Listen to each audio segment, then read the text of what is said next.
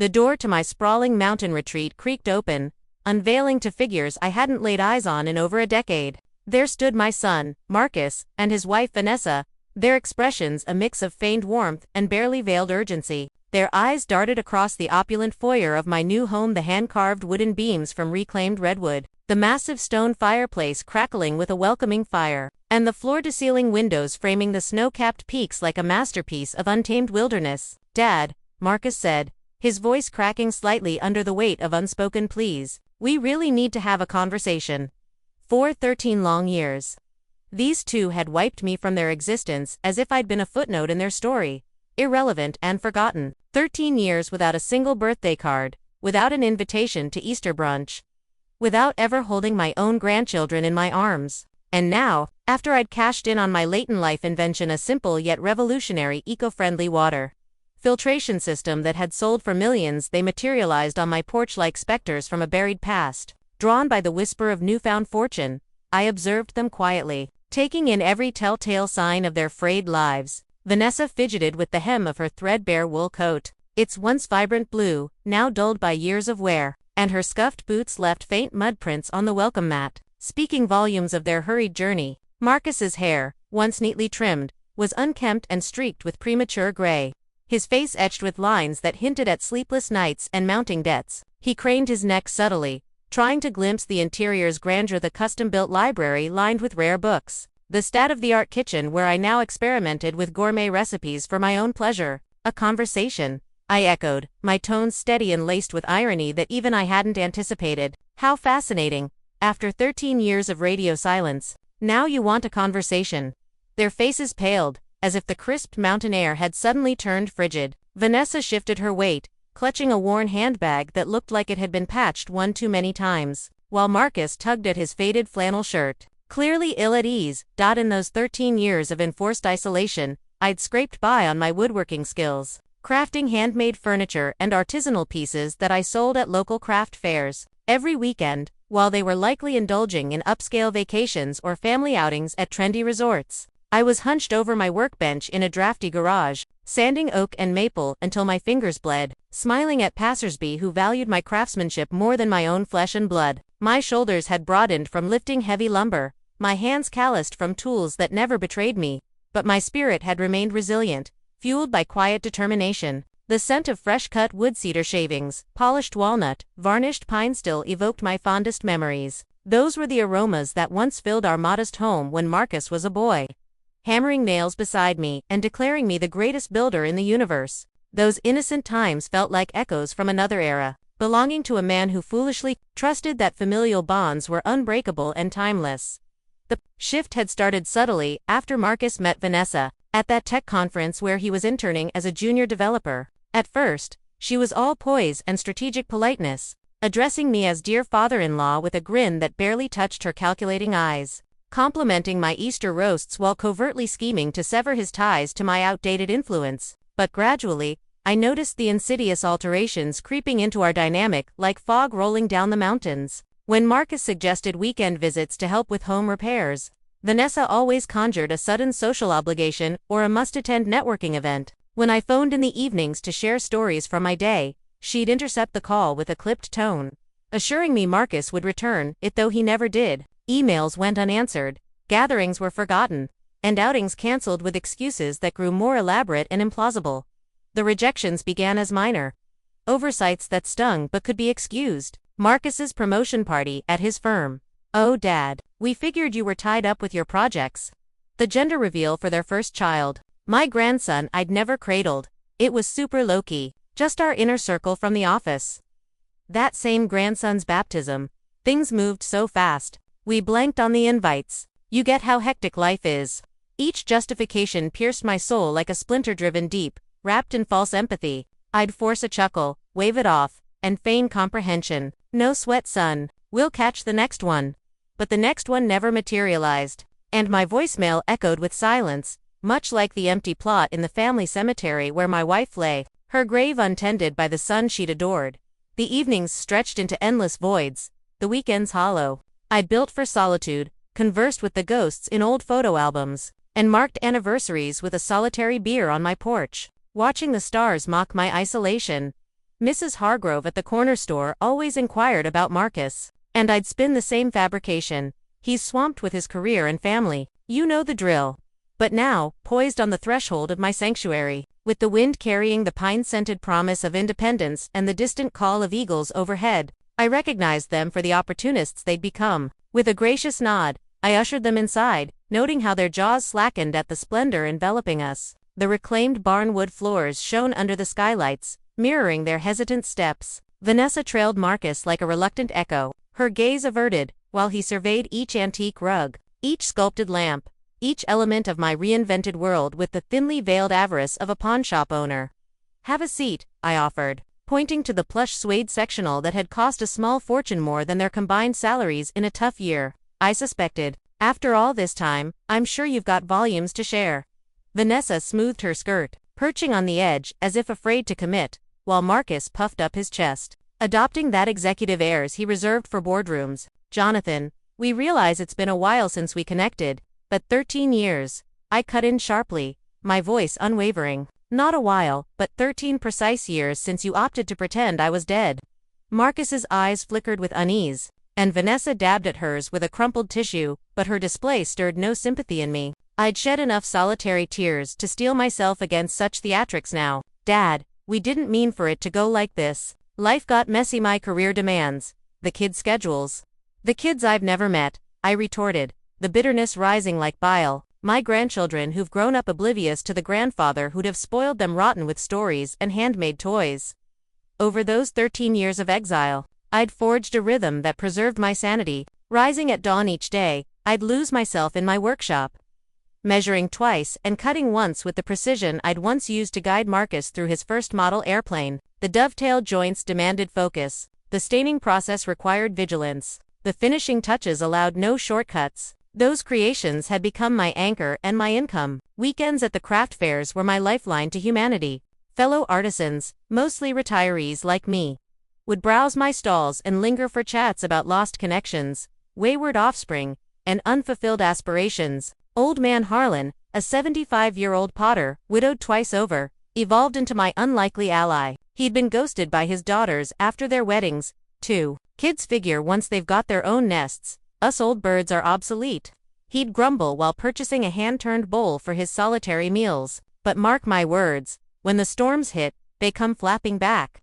How eerily prescient his words proved. Now, witnessing Marcus drummed his fingers anxiously while Vanessa appraised my vaulted ceilings with covetous glances, I grasped Harlan's wisdom fully. The erosion in Marcus had been steady yet inexorable. In the early marriage days, he'd still drop by sporadically, but our interactions turned rote, punctuated by tense pauses. Vanessa loomed in the periphery, sighing audibly or interjecting barbs that sliced our bonds. "Your dad always drags on with those old tales," I overheard her once, thinking the line had disconnected. "My father respects our boundaries without all this clinginess." Clinginess, that's how she'd labeled my yearning for connection, my instinctual pull toward the son I'd raised single-handedly after his mother's passing. My efforts to be involved were dismissed as intrusions disrupting their idyllic duo.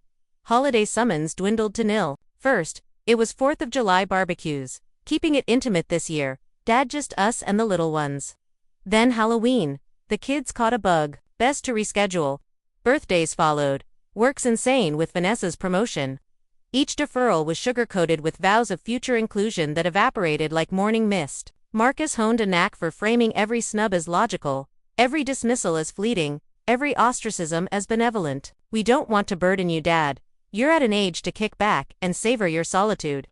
My solitude, as if isolation were a luxury I'd craved, as if brewing coffee for one and dining to the hum of the radio defined fulfillment, as if tinkering alone in my shed was my vision of bliss. The seasons blurred into a monotonous flipbook. My routine was clockwork. Mondays for sketching designs, Tuesdays for sourcing timber, Wednesdays for assembly, Thursdays for sanding, Fridays for varnishing, Saturdays prepping for the fair, Sunday for sketching designs, Tuesdays for sourcing timber, Wednesdays for assembly, Thursdays for sanding, Fridays for varnishing, Saturdays prepping for the fair, Sundays selling and swapping stories that briefly mended my fractured heart. Yet there were abysses of despair so deep I feared they'd swallow me. Sleepless vigils by the window, phone in hand for a chime that never came. Thanksgivings with frozen dinners and football games on mute. Birthdays toasted with a lone whiskey, vowing this year might bring reconciliation. The keenest agonies struck, unbidden spotting joyful clans at the lake, overhearing Grandpa's boast of Little League games, browsing toy aisles pondering preferences for the grandkids I knew only from grainy online glimpses via anonymous profiles. Dad, Vanessa's plea yanked me to the now. We've messed up, we admit it. Messed up. The term exploded for me like a thunderclap. Vanishing your father for 13 years was a mess up. Robbing your children of a doting grandpa was a mess up. Vanessa's shoulders shook with sobs, but Marcus squirmed, his gaze still inventorying my assets. Scheming like the opportunist he'd always been under that polished veneer. They weren't slip-ups. I pressed on, the pent-up fury erupting like a geyser long-capped. They were deliberate, strategic, heartless choices. You discarded me like scrap wood no longer fitting your blueprint.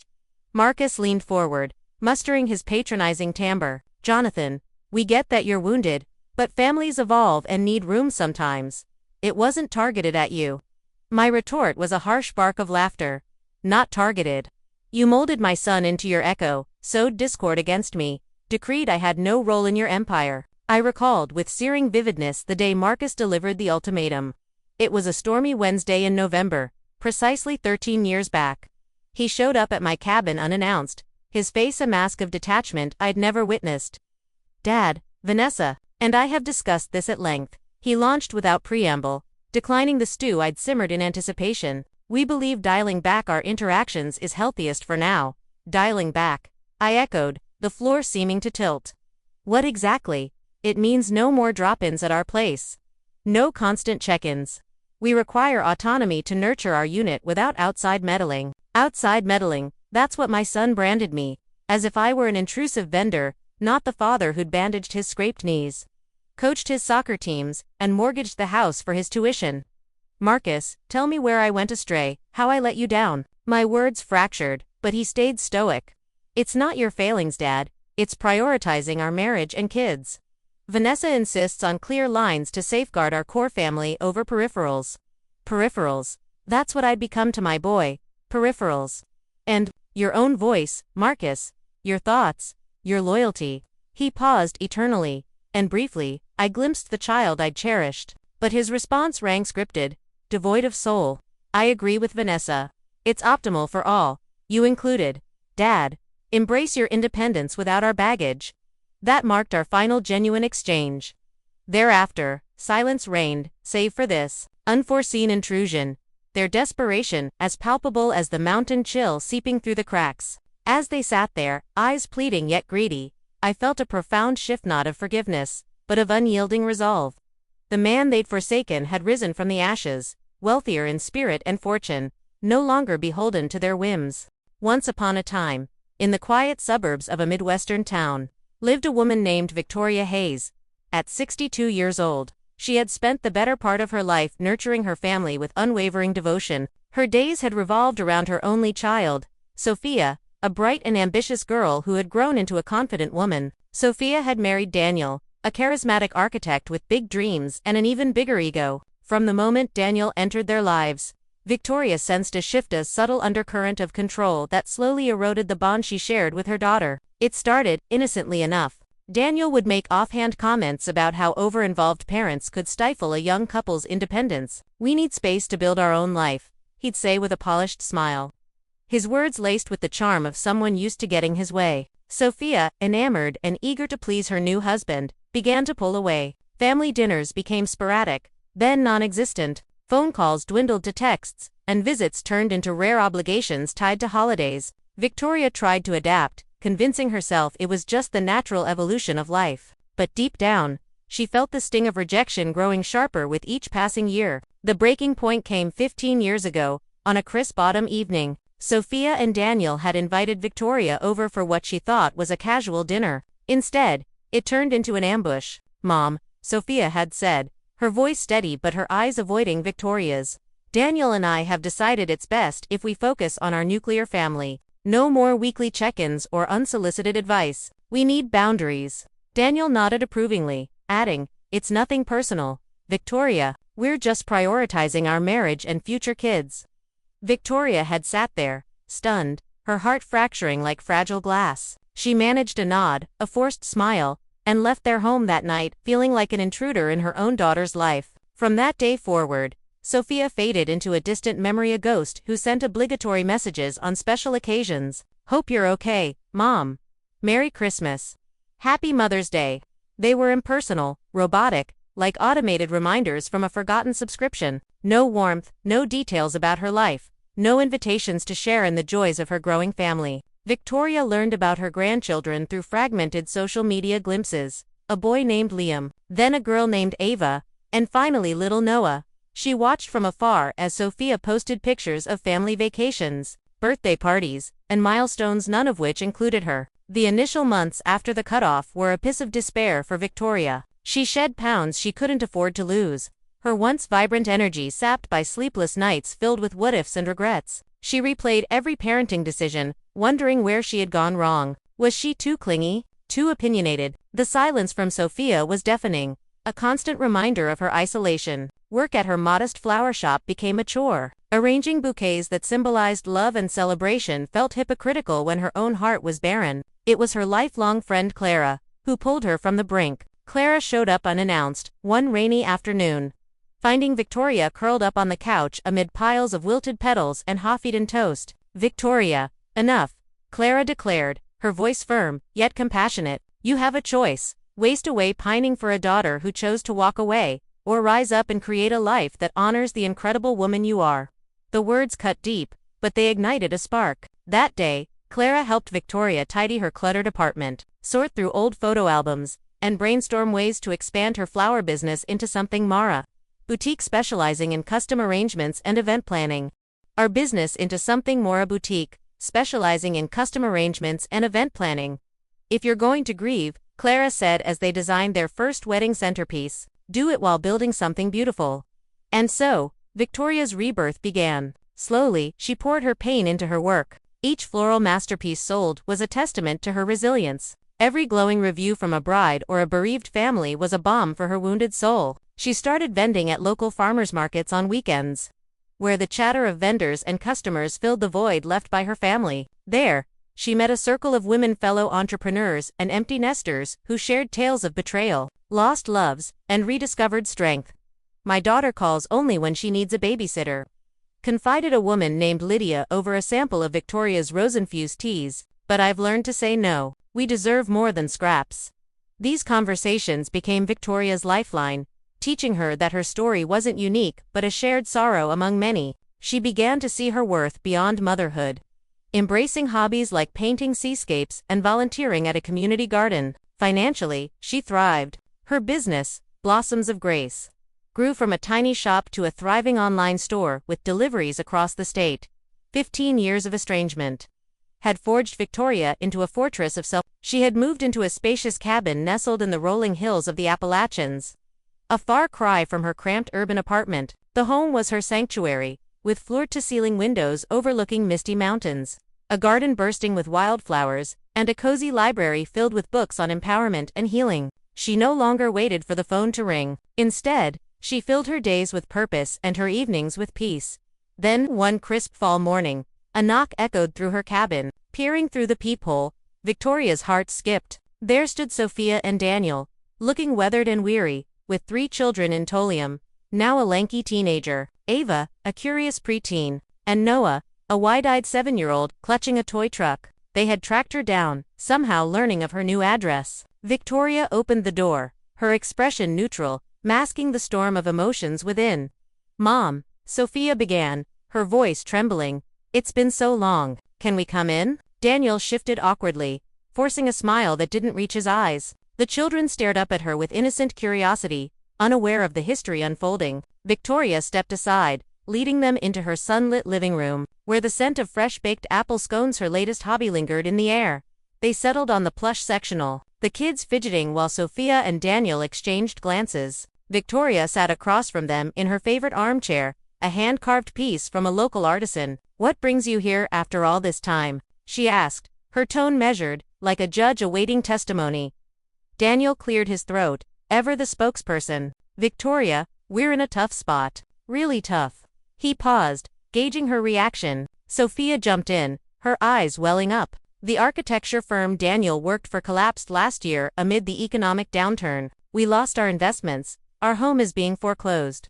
And I've had to homeschool the kids because we can't afford after-school programs or tutors. We're staying with Daniel's sister, but her place is tiny, and tensions are high. The children nodded solemnly, Liam muttering, "Dad's been stressed. And Mom's always worried about bills." Ava added shyly, "I miss my old room." Noah just hugged his truck tighter. Victoria leaned back, absorbing their words like a sponge soaking up spilled ink. "How interesting," she said slowly, a hint of sarcasm threading her voice. "You vanish for 15 years, build a life excluding me entirely, and now, when the chips are down, here you are." Sophia protested. "It's not like that, Mom. We've always cared. Life just got complicated."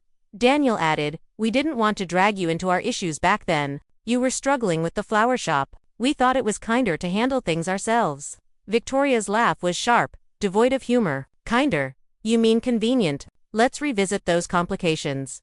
When Liam had that severe asthma attack 10 years ago, and spent days in the ICU, did you think to call your mother? When Ava needed braces and therapy for her anxiety 5 years back, where was I? When Noah started kindergarten last year and struggled with reading, did you seek my advice as an educator turned florist who raised you single-handedly after your father passed?" Each question landed like a stone in still water, rippling guilt across their faces. Sophia paled, whispering, "We knew you were tight on money. We didn't want to burden you." "Burden?" Victoria echoed, rising to pace the room. "I wasn't a burden when I babysat for free during your early marriage years. I wasn't a burden when I cooked meals and helped with your moves. But suddenly, when Daniel decided mothers-in-law are interfering, I became disposable because my income from flowers wasn't glamorous enough for your upscale life." The truth of her transformation was a secret she had guarded closely. 6 months prior, while tending her garden, Victoria received a life-altering call from an attorney in New York. Her estranged uncle, Reginald, her mother's brother who had emigrated to America as a young man and built a tech empire in Silicon Valley, had passed away at 88. Reginald had been the family enigma, sending sporadic emails but keeping his successes private, unbeknownst to Victoria. He had amassed a fortune through early investments in software companies. The inheritance was staggering. A penthouse in Manhattan sold for $2.8 million, stock portfolios worth $1.2 million, and cash accounts totaling another $800,000. But the real treasure was Reginald's handwritten letter, sealed in an envelope yellowed with age. "Dear Victoria," it read in elegant script, "I've watched from afar as you've endured betrayal and solitude. Your strength mirrors mine. We both were cast aside by family yet persevered. This is for you to reign in your twilight years, not beg for scraps from those who undervalued you."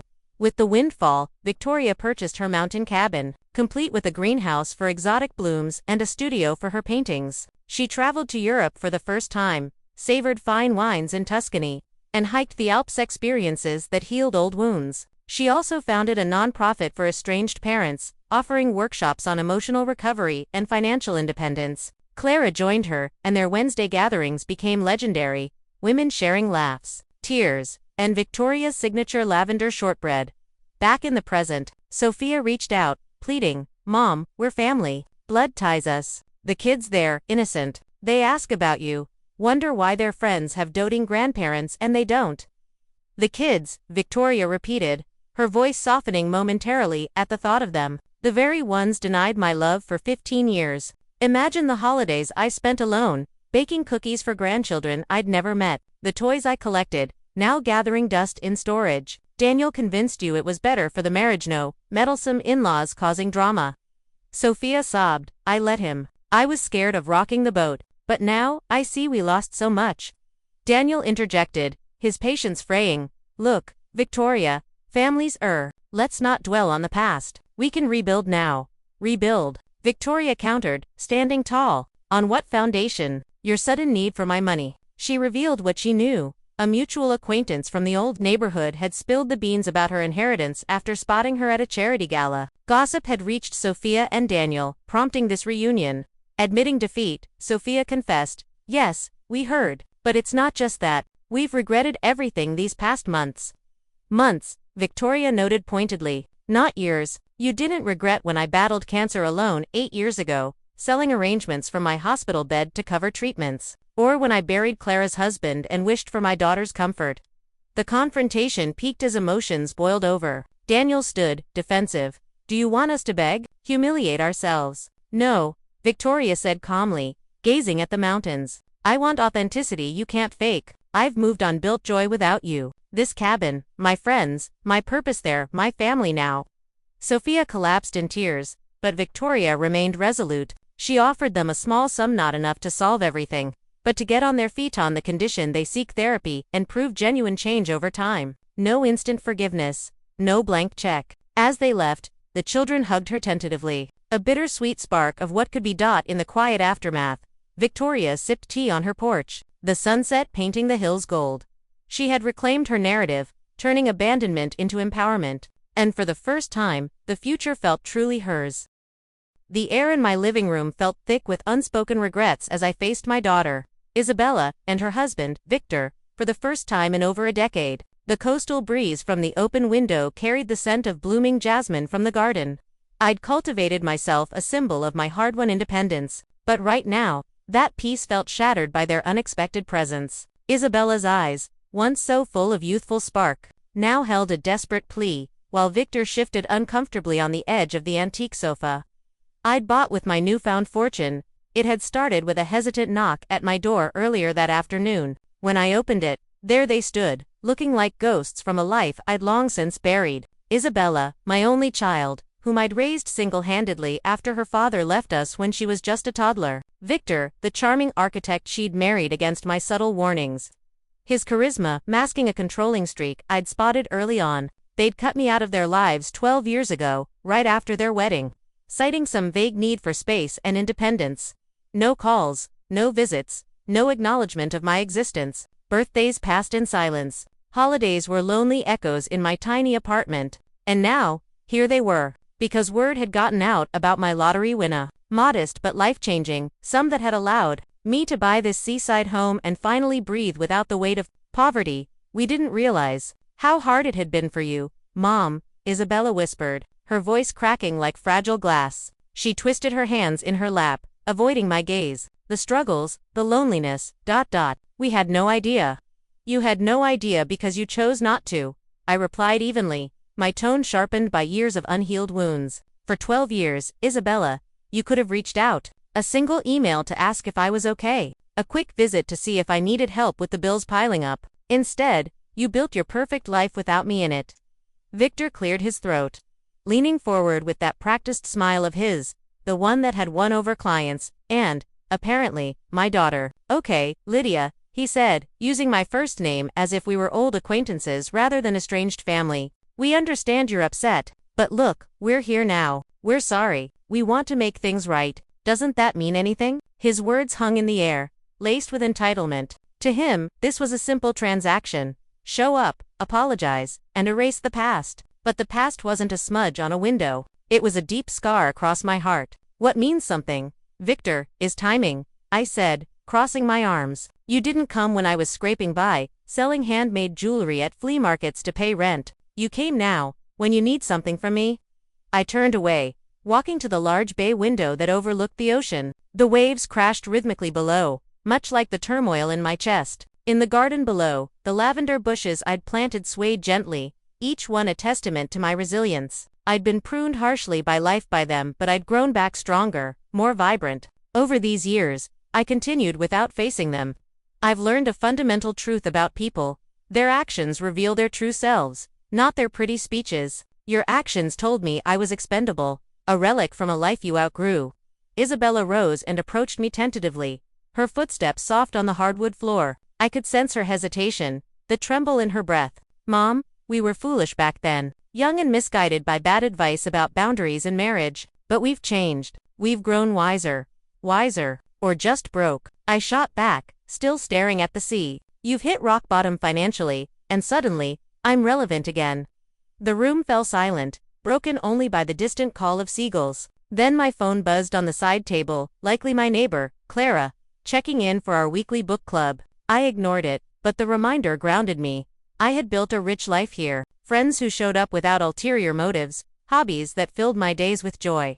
a sense of self-worth that no amount of abandonment could steal. You want to know the deepest cut of all these years? I asked, finally pivoting to face them. It wasn't the missed family gatherings or the silent phone on my birthday. It was realizing my love for you was boundless, but yours came with strings conditions I never even knew existed. Isabella's eyes welled up, tears spilling over in what seemed like authentic remorse. This time, I do love you, Mom. I always have. I let influences convince me that keeping you close would strain our marriage. And now that your marriage is strained by debt, I observed dryly, that strain magically vanishes. Convenient, isn't it? Victor had been quiet, his sharp mind no doubt plotting the next move like one of his architectural blueprints. He stood now, adopting a no-nonsense tone. Fine, Lydia. Cards on the table. We're in trouble. Bills are mounting. The business tanked during the recession. You have resources now. We're blood. Families support each other in tough times, right? His candor was almost amusing after their initial theatrics. Family support, I mused, a bitter smile tugging at my lips. Where was that when I worked double shifts at the diner, coming home with blistered feet and an empty fridge, when I skipped meals to afford utilities? The irony is, if you'd shown up last year before the windfall, when I was still in that cramped studio counting pennies, I might have thrown my arms around you, forgiven it all in a heartbeat, cooked your favorite meals until dawn. Isabella buried her face in her hands, her shoulders shaking with sobs that echoed her inner turmoil. Victor paced like a caged lion, eyes darting around my tastefully decorated home, appraising its value. But the money had gifted me more than material comfort. It had bestowed clarity, the power to curate my circle, to say no without apology. In those early days after moving here, I'd sat on the porch with Clara, sipping herbal tea as we dissected wealth doesn't rewrite your core, she'd said wisely, but it shifts perspectives. Will you wield it to heal old wounds or protect your peace? Her insight rang true now. The fortune hadn't softened me toward betrayers. It had armored me against further hurt. Mom, Isabella pleaded, stepping closer. I get your resentment, but everyone merits redemption, don't they? Can't love bridge any divide? Redemption, I echoed, the word tasting like ash. Isabella, you had endless chances every sunrise, a fresh start to reconnect. Every holiday a prompt to remember the woman who raised you. Second chances stem from compassion. This is you begging from necessity, not affection. She collapsed onto the couch, defeated, murmuring, you're spot on, we're frauds. So, everything you accuse us of. Her confession might have stirred pity if not for the underlying agenda. Admit fault, secure aid. Admission is step 1, I said coolly, like a mentor schooling a novice. Step 2, facing repercussions. 12 years of ghosting doesn't evaporate because your bank account's dry.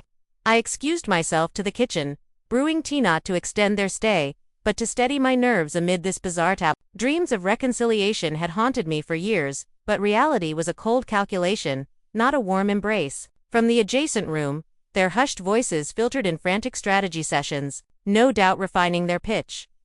Returning with a solitary mug, I settled into my plush recliner, sipping deliberately as I regarded them. No tea for us, Victor grumbled, his politeness fraying. No, I stated flatly. This isn't camaraderie, it's bargaining, and in bargains, equals share niceties. We're far from equals. Isabella winced, but Victor's gaze held a grudging admiration, as if glimpsing the steel-eyed forged in solitude. All right, he pressed on. Straight talk. We need $150,000 to refinance the mortgage and reboot the firm. You're flush. We're kin. What'll it take for you to say yes? His proposition was starkly commercial, distilling our fractured bond to dollars and cents. What it'll take, I countered after a measured sip, is unvarnished honesty about why you erased me, not fluff about immaturity or outside pressures. The raw facts. They traded uneasy looks, their rehearsed tales crumbling. The facts, Isabella faltered, are that Victor persuaded me you were toxic to our union. Toxic in what way? I probed, unrelenting. Victor sighed, owning it. You were overbearing, always chiming in on parenting, finances, our home choices. Isabella deferred to you over MIT, undermined my role. The revelation clicked. I'd been ousted as a rival authority, my guidance a perceived assault on his dominance. So, you sidelined me because I offered Isabella autonomy. I distilled. My steadfast support challenged your monopoly on her loyalty. Their quiet affirmed it. Isabella met my eyes, dawning realization etched on her face. Mom, I see now Victor was mistaken. I crave your wisdom. Cutting you out was my gravest error, prioritizing his ego over our tie. Genuine as it sounded, context tainted it. Regret blooms easily in crisis. You crave my input now, I reiterated. Specifically, input affirming a $150,000 bailout. She recoiled, stung. Victor bristled, facade cracking. Lydia, drop the mind games. He erupted. Yes, we screwed up, but we're extending an olive branch. What else do you demand? His flare-up was the climax I'd anticipated, the unmasking of the puppeteer who'd orchestrated my exile. What I demand, I responded serenely amid his storm, is irretrievable. Those lost dozen years. Watching my grandkids' milestones, first laughs, toddles, school plays from afar, via scraps of news. Rising, I approached the mantel, lifting a faded photo, Isabella at 6. Gap-toothed grin, clinging to me in unbridled joy. This child idolized me, is. Rising, I approached the mantel, lifting a faded photo, Isabella at 6. Gap-toothed grin, clinging to me in unbridled joy. This child idolized me, I said, presenting it. Her superhero, confidant, world. Where did she vanish to, Isabella? She stared, anguish twisting her features. She matured into a spineless adult who let a jealous partner shatter her greatest treasure. Her self-indictment startled with its candor, hinting at true awakening beyond fiscal woes. Precisely? I agreed, shelving the image. And that adult seeks her forsaken mother not from empowerment, but expectancy. Victor bolted upright, exasperation peaking. You know, Lydia, perhaps we were spotting initially. You're overwrought, convoluted. Dodging this melodrama was a blessing. His barb was a boon, validating my instincts about his toxicity. Ah, the real Victor emerges, I noted, a true smile breaking through. The manipulator unmasked, affirming why distance suited you but not me. The conversation hung there, a precipice. But in that moment, I felt liberated. The years of pain had forged wisdom, not bitterness. I wouldn't fund their salvation. Instead, I'd invest in my own boundaries intact, heart guarded. As they left, the door clicking shut, the ocean's whisper promised continuance. Life, after all, bloomed anew, even from severed roots. A new dawn. The afternoon sun cast long shadows across the hardwood floor of Clara's seaside cottage, its golden rays filtering through the sheer curtains. Clara sat quietly in her armchair, a cup of chamomile tea cooling in her hands. As she braced herself for the visit she'd been dreading all week, the doorbell chimed, a sharp intrusion into her carefully curated peace. She took a deep breath, steeling herself, and opened the door to find her daughter, Sophia, and son-in-law Daniel, standing on the porch. Their faces were taut with a mix of desperation and forced warmth. A combination Clara recognized all too well. "Mom," Sophia said, her voice trembling with a practiced vulnerability, "it's so good to see you." Clara's eyes flicked to Daniel, who stood slightly behind Sophia, his jaw tight, his hands stuffed into the pockets of his faded jacket. She hadn't seen them in 10 years, not since they'd cut her out of their lives after she'd dared to offer Sophia advice about her marriage. 10 years of silence, broken only by the occasional holiday card that felt more like an obligation than a gesture of love. And now, here they were, standing at her doorstep, their sudden reappearance as predictable as the tides. "Come in," Clara said, her voice steady but devoid of warmth. She led them into the living room, where the scent of lavender from a nearby candle mingled with the salty breeze drifting through an open window. Sophia sat on the edge of the sofa, her hands twisting nervously in her lap, while Daniel leaned back, his posture deliberately casual, as if to signal he was still in control. "Clara," Daniel began, his tone smooth but edged with urgency, "we've hit a rough patch. The business, it's gone under. We're in debt, and we're about to lose the house. We thought, well, Sophia thought you might be able to help us out." Clara's gaze shifted to Sophia, who avoided her mother's eyes, staring instead at the intricate patterns of the rug. The room was silent, except for the distant crash of waves against the cliffs. Clara had anticipated this moment ever since she'd heard whispers in town about Daniel's failing construction company. Financial desperation had a way of resurrecting long-forgotten family ties. "Sophia," Clara said softly, her voice cutting through the tension like a blade, "do you think I'm obligated to fix your problems after a decade of being erased from your life?" Sophia's head snapped up, her eyes wide with a mix of guilt and surprise. "Mom, it's not like that. We were just busy. Life got complicated. You know how it is." "Busy," Clara repeated, her tone measured but sharp. "Busy enough to ignore every call, every letter, every attempt I made to stay connected." Busy enough to let your children grow up without knowing their grandmother. Daniel shifted uncomfortably, his casual facade cracking. Clara, let's not dig up the past. Sophia's been through enough. Her mother, your ex-husband's new wife, has been stirring up drama, trying to guilt-trip her. We don't need more of that.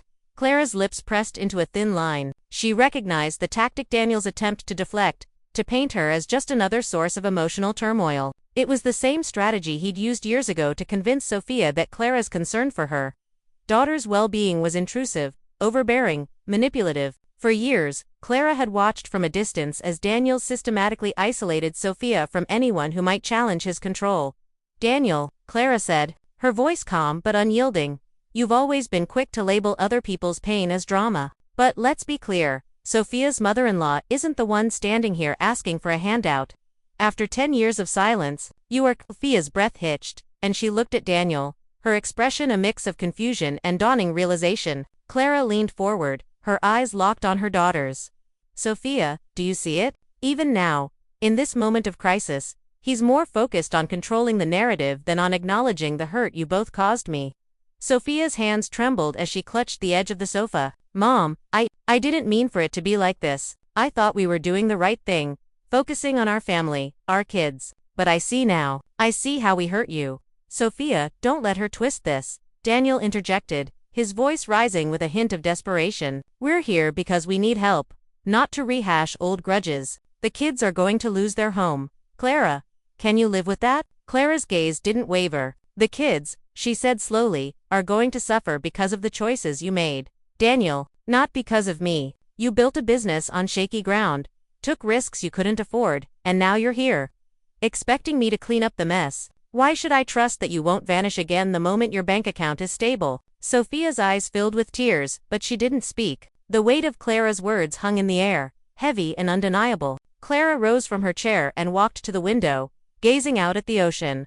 Its endless rhythm, a reminder of the life she'd built for herself after years of heartache. These past 10 years, she continued, I've created something beautiful here. I wake up to the sound of the waves. I volunteer at the community center, helping women rebuild their lives after betrayal and loss. I've found peace, Sophia, peace that I fought for, peace that you and Daniel took from me when you decided I was no longer worth your time.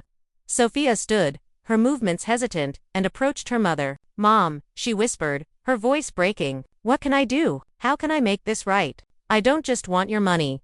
I want you back in my life. Clara turned to face her daughter, her heart aching with a sadness she hadn't expected to feel so deeply. Sophia, my love for you never went away, but you turned our relationship into a transaction the moment you decided I was only valuable when I could serve a purpose. Forgiveness isn't something you can buy, and trust isn't something you can demand. Daniel stood abruptly, his face flushed with anger. You're unbelievable, Clara. You're sitting here in your fancy cottage, acting like you're above us, but you're just selfish. You're abandoning your own daughter, your grandchildren, in their time of need. You'll regret this. Clara smiled, a serene, unshakable smile that seemed to unnerve him. Thank you, Daniel, she said. Thank you for showing me, once again, exactly who you are. You've spent years convincing Sophia that my love for her was a burden, a manipulation, but the only manipulation here is yours. Sophia's gaze darted to Daniel, her expression shifting from despair to something harder, more resolute. Daniel, she said, her voice trembling but firm. Did you really tell me all those years ago that Mom was trying to control me? That her love was toxic? Because I'm starting to see who the real manipulator is. Daniel's face paled, his confidence crumbling. Sophia, don't let her get in your head. We need to focus on saving our family, not on her mind games. Our family, Clara said, walking toward the front door and opening it wide. The sea breeze swept in, carrying the scent of salt and freedom. Your family stopped being mine the day you decided I was a threat to your control. Daniel, you don't get to rewrite that story now just because you need my money. Sophia hesitated at the threshold, tears streaming down her face. Mom, please. I know I messed up. I know I let you down. But I want to change. I want to make things right. Clara's hand rested on the doorknob, her expression softening but resolute. Sophia, you're promising change because you're desperate. But real change doesn't come from desperation, it comes from accountability. You've had 10 years to reach out, to rebuild what you broke. Why should I believe this time will be different? Daniel's voice cut through the moment, sharp and bitter. You're going to regret this, Clara, we'll make sure everyone in this town knows what kind of mother you are, abandoning your family when they need you most." Clara's laughter was soft, almost musical, as she met his gaze. "Daniel, the town already knows who I am. They know how I rebuilt my life after you and Sophia left me behind. They know how I spent years working at the library, saving every penny, to buy this cottage. They know I've never spoken a word against you, despite everything. If you want to tell them your version of the story, go ahead. They'll see it for what it is." Sophia lingered at the door, her eyes searching Clara's face for something: hope, forgiveness, a second chance. "Mom," she said, her voice barely audible, "I hope one day you can forgive me. I hope one day I can earn it." "Sophia," Clara replied, her voice heavy with decades of unspoken pain, "forgiveness isn't about erasing the past. It's about letting go of the resentment that binds you to it. I've let go. The question is whether you can live with the choices you've made." Daniel stormed out, his footsteps heavy on the gravel path. Sophia followed slowly, glancing back at Clara with every step, as if hoping for a last-minute reprieve. But Clara stood firm, watching as they climbed into their worn-out sedan and drove away, their silhouettes shrinking against the vast expanse of the ocean. Clara closed the door and returned to her living room, where the silence wrapped around her like a warm embrace. She poured herself a glass of Pinot Grigio and stepped onto the terrace, where the sunset painted the sky in hues of amber and violet. The waves crashed rhythmically below, a reminder of the life she'd chosen, a life of peace, of purpose, of self-respect. Her phone buzzed, and she glanced at the screen. It was her friend Margaret, who'd been a lifeline during the lonely years. "How did it go?" Margaret asked, her voice warm with concern. "Exactly as we thought," Clara said, sipping her wine and watching a gull soar over the horizon. "They see." "Exactly as we thought," Clara said, sipping her wine and watching a gull soar over the horizon. "They came for money, not for me. But I'm okay, Margaret. I'm free." In the weeks that followed, the town buzzed with gossip about Sophia and Daniel's visit. But the support Clara received was overwhelming. Neighbors dropped by with homemade pies, friends from the community center shared stories of their own fractured families, and even the local grocer slipped an extra loaf of bread into her bag, with a knowing smile. "You did right, Clara," he said. "A woman who knows her worth sets the standard for everyone else." 3 months later, Clara received a letter from Sophia. It was brief, written in careful, deliberate handwriting. "Mom, I've started therapy. I'm learning about boundaries, about what I allowed to happen between us. I'm sorry for the pain I caused you. I don't expect you to respond, but I hope one day I can show you I've changed. I love you." Clara folded the letter and tucked it into a drawer. She didn't reply. Not yet. Instead, she returned to her routine: mornings spent tending her garden, afternoons volunteering, evenings reading by the fire. The ocean remained her constant companion, its endless ebb and flow, a reminder that some things could not be undone, but others could be rebuilt, slowly, with care. Perhaps one day Sophia would find the strength to break free from Daniel's influence. Perhaps one day they could forge a new relationship, one rooted in mutual respect rather than need. But for now, Clara was content with the life she'd built, a life where her time, her energy, and her love were reserved for those who valued her not for what she could provide, but for who she was. As the sun dipped below the horizon, Clara raised her glass to the sea, to the stars, to the woman she'd become. She had chosen wisely, and that was enough.